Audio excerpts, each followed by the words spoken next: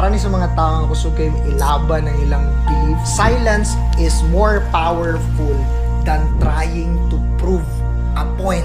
Kana. Well, guess what? Ang kalibutan puno og mga tao nga sarado ang una-una. So, if gibutan ka sa situation nga naay tao nga lisod kaayo pasabton, just close your mouth. And nakalisod pa yun aning kalibutan, most people, maminaw ra sa mga tao nga naay mga resulta. Nya kay ganahan mata nga, if naatay resulta, ato ra mang ihilom. Pero mo na naka-challenging dia. If you are winning in life, close your mouth. Pero ang result, di mo ba na nato mahipos, good? Makitaan, magyud na, good? Sumulig itong nabasahan mga Mark. I love the story. Niya na to ang author sa book nga ayaw saba, pagpakabugo-bugo, pagpakapubri-pubri, act like dili ka ka-afford o pan until ilang may bawaan nga ikita iyas mikiri. Liman ka.